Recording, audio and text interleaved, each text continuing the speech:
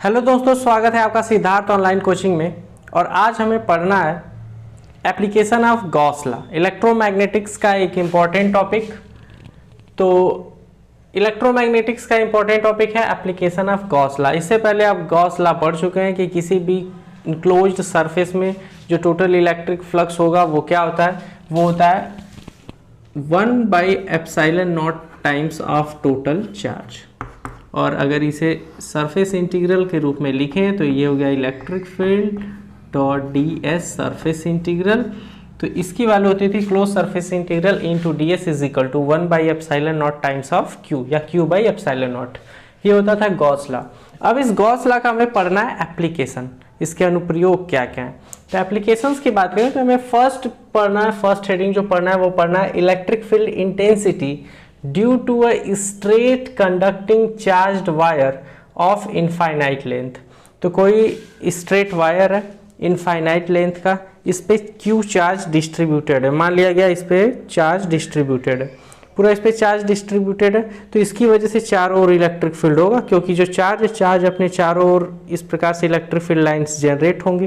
तो इसकी वजह से क्या इलेक्ट्रिक फील्ड बनेगा, इलेक्ट्रिक फील्ड की इंटेंसिटी क्या होगी या इलेक्ट्रिक फील्ड क्या होगा, वो हमें फाइंड करना है चार्ज की वजह से। इसे अभी समझते हैं। जैसे मान लिया गया यही है, तो ये चार्ज है, इनफाइनाइट लेंथ हो गया, इनफाइनाइट लेंथ का कंडक्टर हो गया और इस पर डिस्ट्रीब्यूटेड है चार्ज प्लस प्लस प्लस बना के प्लस क्यू चार्ज, या क्यू चार्ज इस पे डिस्ट्रीब्यूटेड है, पॉजिटिव चार्ज है तो क्यू चार्ज इस पे डिस्ट्रीब्यूट हो गया। अब इसके चारों ओर क्या होगा, इसके चारों ओर इलेक्ट्रिक फील्ड बनेगा, जहाँ तक इसकी लेंथ रहेगी तहाँ तक इलेक्ट्रिक फील्ड बनेगा। इस प्रकार से जैसे यही बनाया गया तो इस प्रकार से इसे समझ सकते हैं। तो इसमें क्या होगा कि इस प्रकार इसके चारों ओर इलेक्ट्रिक फील्ड बनेगा, मतलब सिलेंडर के फॉर्म में ऐसे इसके चारों ओर इलेक्ट्रिक फील्ड बनेगा। तो इलेक्ट्रिक फील्ड बनेगा तो इस प्रकार से अब कहाँ तक इलेक्ट्रिक फील्ड बनेगा, अब इसके चारों ओर इस प्रकार से सिलेंडर है, इसके चारों ओर इलेक्ट्रिक फील्ड जनरेट होगा। तो इलेक्ट्रिक फील्ड जो जनरेट होगा इसकी इंटेंसिटी कैलकुलेट करनी है। अब इसकी इंटेंसिटी कैलकुलेट करने के लिए क्या करें, इस पूरे सिलेंडर के लिए इलेक्ट्रिक फील्ड कैलकुलेट करने के लिए सबसे पहले तो इसके छोटे से पार्ट पे इलेक्ट्रिक फील्ड की वैल्यू कैलकुलेट की जाए। तो इलेक्ट्रिक फील्ड के लिए वही फ्लक्स का फॉर्मूला लगाएंगे और फिर फाइंड करेंगे छोटे से स्पेस के लिए, छोटे से सरफेस एरिया के लिए। और छोटे से सरफेस एरिया के लिए मिल जाएगा तो इसका इंटीग्रेशन करने के बाद हमें टोटल इसके लिए मिल जाएगा कि टोटल इस वायर की वजह से जो इलेक्ट्रिक फील्ड जनरेट हुआ है वो कितना होगा। ऐसे ही फिर हमें सेकेंड हेडिंग पढ़ना है electric field intensity due to a non conducting uniformly charge solid sphere. तो सॉलिड स्फेयर जैसे मान लिया गया तरबूज है, कोई भरा हुआ तरबूज है पूरा। अब उसकी वजह से हमें इलेक्ट्रिक फील्ड इंटेंसिटी कैलकुलेट करना है। उसमें 3 पॉइंट रहेंगे कि जब कोई पॉइंट P लिया जाए, उस सरफेस के बाहर लिया जाए, उसके सरफेस पे लिया जाए स्फेयर के, और उसके अंदर लिया जाए। तो तीनों कंडीशंस पढ़नी है। और उसके बाद ये नॉन कंडक्टिंग सॉलिड स्फेयर का मतलब ये है कि कोई भी स्फेयर है जहाँ चार्ज दे दिया जाएगा, जहाँ चार्ज प्लेस कर दिया जाएगा, चार्ज वहीं रहेगा, क्योंकि कंडक्टर नहीं है, कंडक्ट होता तो उस पर चार्ज मूव करता। तीसरा हेडिंग रहेगा electric field intensity due to conducting charge solid sphere. अब ये कंडक्टिंग है, पहला वाला नॉन कंडक्टिंग था, मतलब इससे पहले वाला नॉन कंडक्टिंग था और ये वाला कंडक्टिंग हो गया। तो कंडक्टिंग स्फेयर रहेगा। तो कंडक्टिंग स्फेयर अगर रहेगा तो जैसे वही तरबूज है कंडक्टिंग है, तो उस पर चार्ज जब दिया जाएगा तो वो सरफेस पे मूव कर जाएगा। सरफेस पे मूव करने के लिए इससे पहले भी 12th में आप पढ़ गए हैं Van de Graaff generator. Van de Graaff generator में बहुत ज़्यादा चार्ज कलेक्ट किया जाता था। तो इस प्रकार से क्या होगा, कंडक्टिंग चार्ज सॉलिड स्फेयर अगर रहेगा तो सब चार्ज जो है उसके सरफेस पे आ जाएगा। और सब चार्ज अगर सरफेस पे आ जाएगा तो वो स्फेयर अगर कोई है हॉलो स्फेयर है, कोई खाली अगर स्फेयर है, तो जैसे खाली स्फेयर रहेगा तो उस पर भी चार्ज देंगे तो सब चार्ज सरफेस पे रहेगा। इसी प्रकार से अगर कंडक्टिंग सॉलिड स्फेयर है तब भी चार्ज सब उसके सरफेस पे आ जाएगा। तो दोनों का हेडिंग सेम ही रहेगा कि electric field due to a conducting charge solid sphere, क्योंकि सॉलिड स्फेयर अगर कंडक्टर है तो जहां भी चार्ज देंगे सब उसके सरफेस पे आ जाएगा। दूसरा या फिर है स्फेरिकल सेल में ये कंडक्टिंग हो या नॉन कंडक्टिंग हो, क्योंकि कंडक्टिंग भी हो। स्फेरिकल सेल का मतलब होता है कोई खोखला गोला, जैसे प्लास्टिक की बॉल है, अब वो कंडक्टिंग नहीं भी है तब भी चार्ज जो देंगे सरफेस पे ही देंगे, कंडक्टिंग है तब भी अगर स्फेरिकल सेल है तो सरफेस पे ही चार्ज दिया जाएगा। तो या तो ये कंडक्टिंग चार्ज सॉलिड स्फेयर हो तब भी चार्ज जो है सब सरफेस पे आ जाएगा, या फिर कंडक्टिंग स्फेरिकल सेल हो तब भी चार्ज पूरा उसके सरफेस पे आ जाएगा, या नॉन कंडक्टिंग स्फेरिकल सेल हो तब भी चार्ज उसके पूरा सरफेस पे आ जाएगा। तो इस प्रकार सबका हेडिंग एक ही रहेगा। इसके लिए एक प्रूफ करेंगे कि हमें इलेक्ट्रिक फील्ड इंटेंसिटी की वैल्यू मिलती कितनी है। फिर उसके बाद electric field due to a uniformly charged non conducting plate, कोई प्लेट है इस प्रकार से मान लिया गया ये प्लेट है, इसकी वजह से इलेक्ट्रिक फील्ड इंटेंसिटी कैलकुलेट करना, एक बार नॉन कंडक्टिंग के लिए और फिर एक बार कंडक्टिंग के लिए। तो सब हेडिंग हम लोग अलग अलग पढ़ेंगे। आज हम लोग फर्स्ट हेडिंग पढ़ रहे हैं, इस लेक्चर में फर्स्ट हेडिंग पढ़ रहे हैं कि electric field intensity due to a straight conducting charged wire of infinite length. तो हेडिंग मिल गया हमें, कोई एक वायर है इनफाइनाइट लेंथ का, उस पर चार्ज है। तो अगर कोई चार्ज एक स्ट्रेट लाइन में हो या कर्व्ड लाइन में हो, अगर लाइन पे चार्ज डिस्ट्रीब्यूट होता है, इससे पहले भी पढ़ चुके हैं कि अगर लाइन पे चार्ज डिस्ट्रीब्यूट होता है तो उसे कहते हैं लीनियर चार्ज डिस्ट्रीब्यूशन। इससे पहले वाले लेक्चर में हम लोग 3 टाइप के चार्ज डिस्ट्रीब्यूशन पढ़े हैं, linear charge distribution, surface charge distribution और तीसरा वॉल्यूम चार्ज डिस्ट्रीब्यूशन। तो अगर कोई चार्ज किसी स्ट्रेट लाइन पे हो या कर्व लाइन पे हो, अगर एक ही लाइन में हो, सब लाइन पे ही है, तो इस लाइन पे अगर चार्ज का डिस्ट्रीब्यूशन होगा तो इस टाइप को कहेंगे लीनियर चार्ज डिस्ट्रीब्यूशन। ये कर्व भी हो सकता है, रिंग के भी फॉर्म में होता है, सब 1 डायमेंशनल है तो इसलिए कहेंगे लीनियर। हाँ, तो चार्ज डिस्ट्रीब्यूशन 3 टाइप का हो गया।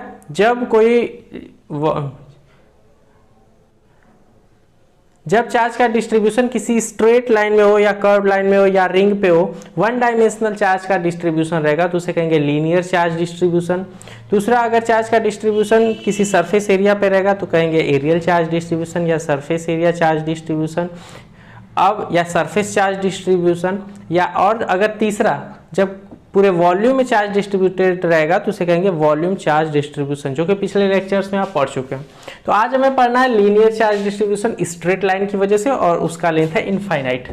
मान लिया गया ये कोई एक स्ट्रेट लाइन है, लेंथ इसका इनफाइनाइट है। अब उसके बाद इस पे चार्ज जो है पॉजिटिव चार्ज डिस्ट्रीब्यूशन है, पॉजिटिव चार्ज डिस्ट्रीब्यूटेड है, और चार्ज इस पे क्यू चार्ज इस पे डिस्ट्रीब्यूटेड है। अब उसके बाद क्या होगा कि मान लिया गया यही स्ट्रेट अगर लाइन कोई है, तो अब सबसे पहले तो कंसीडर कर लिया गया कि कोई एक स्ट्रेट कंडक्टर है जिसपे चार्ज डिस्ट्रीब्यूटेड है क्यू। लिख भी ले इस बात को कि कंसीडर, यहां से लिख रहे हैं consider a straight, consider a straight conducting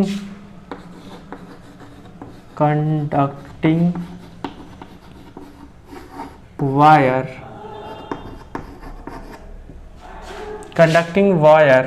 of infinite length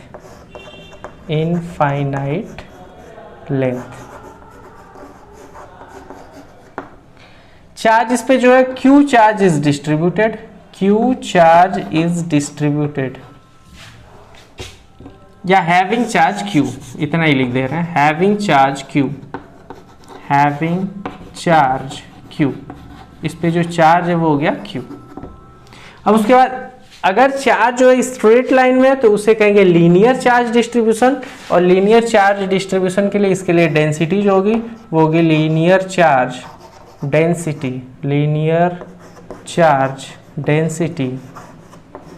और लीनियर चार्ज डेंसिटी मान लिया गया जो इसके लिए लीनियर चार्ज डेंसिटी को रिप्रेजेंट करते हैं वो करते हैं लेम्डा से। तो लीनियर चार्ज डेंसिटी इसके लिए हो गया लेम्डा। तो इस प्रकार से करंट कैरिंग कोई कंडक्टर था, स्ट्रेट है, इसका बहुत ज़्यादा लेंथ है। अब क्या होगा कि इसके चारों जो है, अब इलेक्ट्रिक फील्ड है तो इसके चारों इलेक्ट्रिक फील्ड लाइंस जनरेट होंगी, इलेक्ट्रिक फील्ड लाइंस इसके चारों जनरेट होंगी, तो इसके चारों ओर इलेक्ट्रिक फील्ड अब जनरेट हो गया। अब इसके चारों ओर इलेक्ट्रिक फील्ड जनरेट हो गया, इसे समझने के लिए इसे समझ सकते हैं इस प्रकार से, ये कोई करंट कैरिंग कंडक्टर हो गया अब इसके चारों ओर क्या हुआ, इसके चारों ओर जो हुआ इलेक्ट्रिक फील्ड ये यहाँ तक जनरेट हो गया। अब इसके चारों ओर ये इलेक्ट्रिक फील्ड ऐसे जनरेट हो गया। अब इसे ऐसे तो बना नहीं सकते, 3D डायग्राम है चूंकि, तो इस प्रकार से इसे देखा जा सकता है। तो इसके चारों ओर इलेक्ट्रिक फील्ड जनरेट हो गया, किस फॉर्म में, सिलेंडर के फॉर्म में। ये सिलेंडर के फॉर्म में इसके चारों ओर इलेक्ट्रिक फील्ड जनरेट हो गया। मान लिया गया जो इसकी रेडियस है वो हो गई रेडियस r। तो इधर भी r डिस्टेंस पे ये रहेगा, इलेक्ट्रिक फील्ड जनरेट कहाँ हो रहा है, इसके सरकमफेरेंस पे, इधर पूरा। तो अब इधर r डिस्टेंस पे इधर भी मान ले रहे हैं, r डिस्टेंस पे इधर भी मान के एक सिलेंडर ड्रॉ कर रहे हैं कर्व लाइन से। तो इधर की ओर r डिस्टेंस पे r रेडियस ये बना लिया इसका, इधर भी r डिस्टेंस ही होगा,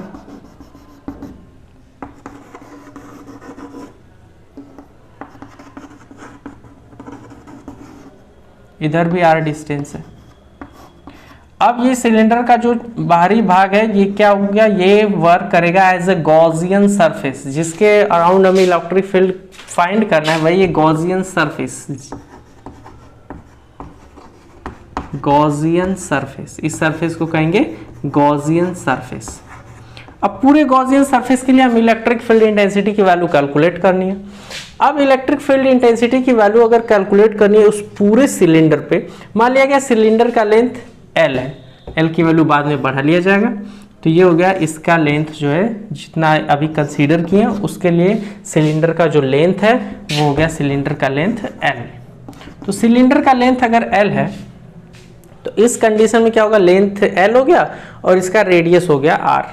तो पूरे सिलेंडर के लिए एक बार में तो कैलकुलेट करना थोड़ा मुश्किल है, तो इस बार क्या करें, छोटा सा यहाँ सेगमेंट काट लिया गया जिसे स्मॉल सरफेस एरिया कहेंगे DS, स्मॉल सरफेस एरिया कहेंगे DS। तो स्मॉल सरफेस एरिया यहाँ काट लिया गया, ये इसका सरफेस एरिया कितना हो गया, इसका सरफेस एरिया हो गया DS। अब किसी भी सरफेस एरिया के जो एरिया वेक्टर होगा वो उसके परपेंडिकुलर होगा, तो इधर की तरफ ही एरिया वेक्टर इसका बनेगा, एन कैप या DS वेक्टर DS लिख लिए। और इलेक्ट्रिक फील्ड जो है इसके परपेंडिकुलर ही लाइन, परपेंडिकुलर लाइंस कोई नॉर्मल जो लाइंस एमिट हो रही है उसे कहा जाता है इलेक्ट्रिक फील्ड इंटेंसिटी, वही फ्लक्स में काउंट होगा। तो इलेक्ट्रिक फील्ड लाइंस जो है इधर की ओर जा रही है, तो दोनों के बीच जो एंगल बन रहा है वो बन रहा है theta is equal to 0 degree, 0 degree बन रहा है। तो अब उसके लिए इलेक्ट्रिक फील्ड की वैल्यू पहले छोटे सरफेस, स्मॉल सरफेस एरिया के लिए कैलकुलेट करेंगे इस DS के लिए, और फिर पूरे का इंटीग्रेशन करके इस पूरे सिलेंडर के लिए सरफेस एरिया कैलकुलेट कर लिया जाएगा, टोटल फ्लक्स कैलकुलेट कर लिया जाएगा। तो इस काम को करने के लिए क्या कर रहे हैं कि सबसे पहले अब क्या किया गया कि एक सिलेंडर मान लिया गया, कंसीडर अ सिलेंडर, consider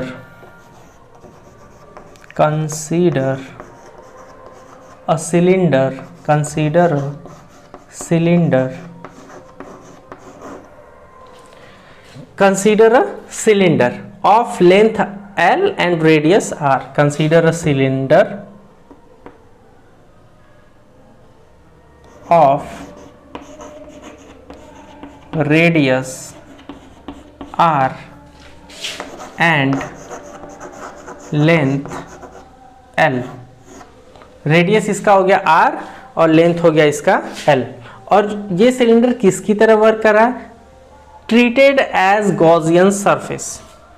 तो length L, cylinder is treated,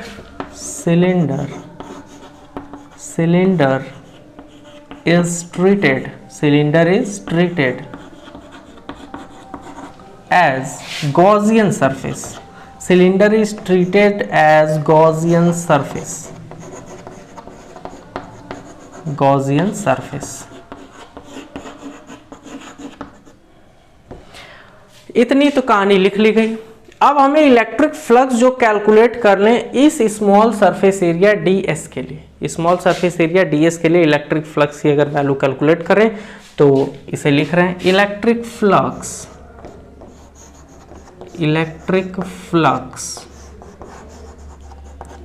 flux through या पासिंग थ्रू या थ्रू लिख दें, electric flux passing through small area small area d S. तो स्मॉल एरिया ds के थ्रू जो इलेक्ट्रिक फ्लक्स होगा तो इलेक्ट्रिक फ्लक्स छोटा सा ही होगा, क्योंकि सरफेस एरिया ही जब कम है तो उसे कहेंगे स्मॉल इलेक्ट्रिक फ्लक्स। इसे लिख लिए फाई इलेक्ट्रिक फ्लक्स के लिए ई, और स्मॉल सरफेस एरिया से के लिए तो डिफरेंशियल फॉर्म उसका हो गया d phi E is equal to, अब क्या हो जाएगा, अब इलेक्ट्रिक फील्ड ई और सरफेस एरिया इसमें जो रखा जाए, क्या रखा जाएगा, small surface area d s. अब अगर डॉट प्रोडक्ट इसका करें तो dot product vector A dot vector B का डॉट प्रोडक्ट जो होता है वो होता है ए बी कॉस थीटा। तो यहाँ से भी अगर इसकी वैल्यू देखें तो ये हो जाएगा E D S cos theta, cos और थीटा एक यहाँ इलेक्ट्रिक फील्ड, ये जो इलेक्ट्रिक फील्ड लाइंस थी और ये इसका जो एरिया वेक्टर है, दोनों के बीच एंगल जो बन रहा है वो बन रहा है 0 डिग्री। तो यहाँ पे हो गया cos 0 और cos 0 की वैल्यू होती है 1, तो ये हो गया E इंटू डी एस। तो जो छोटा सरफेस एरिया है, स्मॉल सरफेस एरिया, इसके लिए जो स्मॉल फ्लक्स मिला है d phi E is equal to हो गया E इंटू डी एस। अब अगर हम इस सिलेंडर के छोटे पार्ट के लिए, मान लिया गया यही जो सिलेंडर था, इसके छोटे पार्ट के लिए फ्लक्स की वैल्यू कैलकुलेट कर चुके। अब छोटे पार्ट के लिए जब इसकी वैल्यू कैलकुलेट हो गई तो अब पूरे सिलेंडर के लिए कैलकुलेट करना है। अब पूरे सिलेंडर के लिए कैलकुलेट करना है तो करना पड़ेगा इसका इंटीग्रेशन। तो इंटीग्रेशन करें तो अब कहेंगे electric flux, total electric flux कह सकते हैं। अब सब बात मिटा दे रहे हैं, ऊपर से मिटा के पूरी बात यही लिख रहे हैं।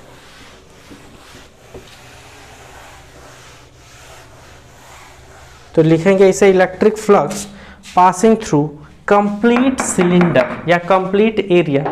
तो electric flux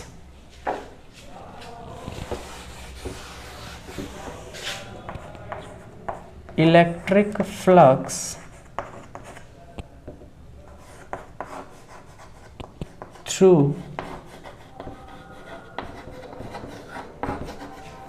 electric flux through whole Gaussian surface कह सकते हैं या कंप्लीट गॉसियन सरफेस कह सकते हैं।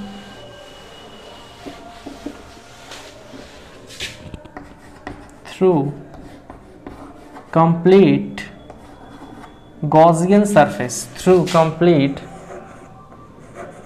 Gaussian surface. और वो गॉसियन सरफेस है क्या, वो सिलेंडर ही है। Through complete Gaussian surface. तो अब इसके लिए अगर इलेक्ट्रिक फील्ड हमें फाइंड करना है तो इसका करना पड़ेगा इंटीग्रेशन, क्योंकि ये छोटे से एरिया के लिए था। टोटल एरिया के लिए फाइंड करेंगे तो इसका करेंगे इंटीग्रेशन। इंटीग्रेशन करें तो डी फाई ई की वैल्यू हो जाएगी फाई ई, डिफरेंशियल फॉर्म में था, इंटीग्रेट करने के बाद ये हो गया phi E is equal to, इधर भी इसका भी इंटीग्रेशन होगा, ये हो जाएगा surface integral of E into d s. अब E की वैल्यू तो बाहर लिख ली गई, E इंटू डी एस। तो अगर इस सरफेस की बात करें, टोटल जो सिलेंडर का सरफेस होगा वो कितना होगा, तो सरफेस एरिया ऑफ सिलेंडर, यही है सिलेंडर।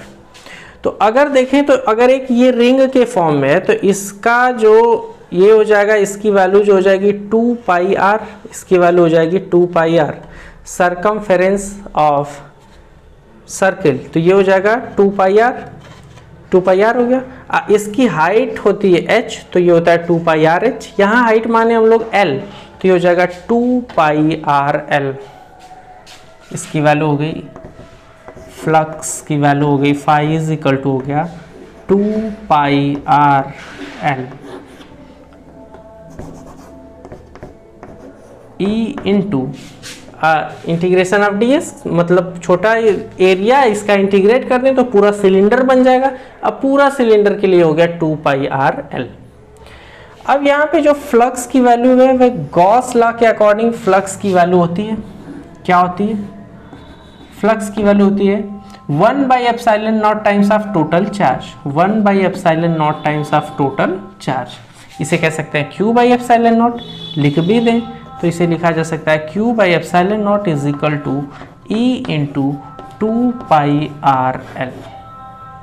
अब एक टर्म जो इससे पहले भी लिखे थे वीडियो में, अब तो इरेज कर दिया गया, कि इस सिलेंडर के लिए या फिर इस स्ट्रेट लाइन पे जो चार्ज डिस्ट्रीब्यूशन था, इसके लिए लीनियर चार्ज डेंसिटी थी लैम्डा, लीनियर चार्ज डेंसिटी थी, यही अगर लिखते हैं लीनियर चार्ज डेंसिटी लैम्डा था।